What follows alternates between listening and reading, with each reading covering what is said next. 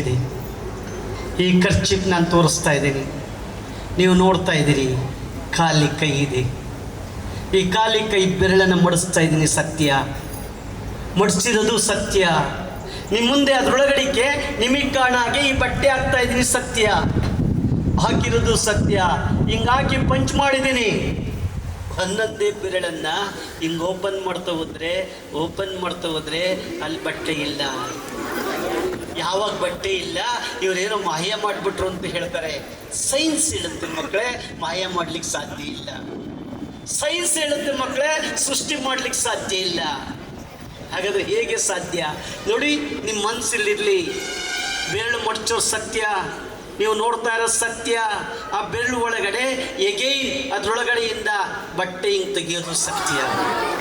ಆ ಬಟ್ಟೆ ಎಲ್ಲೂ ಇಲ್ಲ. ಇಲ್ಲಿ ನೋಡಿ, ಇದ್ರೊಳಗಡೆ ಹಾಕಿರೋ ಸತ್ಯ. Please look here. ಇದ್ರೊಳಗಡೆ ಹಾಕಿರೋ ಸತ್ಯ. ಹಿಂಗೆ ಮಾಡಿ ಹಿಂಗೆ ಸ್ಟೈಲಾಗಿ ಹಿಂಗೆ ತೆಗ್ದಿರೋದು ಸತ್ಯ. ನಮ್ಮ ಮನಸ್ಸು ಇಲ್ಲಿರುತ್ತೆ ಮಕ್ಕಳೇ. ಇಲ್ಲೊಂದು ಪ್ಲಾಸ್ಟಿಕ್ಗೆ ಬೆರಳಿದೆ, ಇದ್ರೊಳಗಡೆ ಹೋಗಿ ಸೇರಿಕೊಂಡಿರುತ್ತೆ. ಪ್ಲಾಸ್ಟಿಕ್ಗೆ ಬೆರಳು ಇಲ್ಲಿದೆ, ಯಾರಿಗೂ ಗೊತ್ತಾಗಲ್ಲ.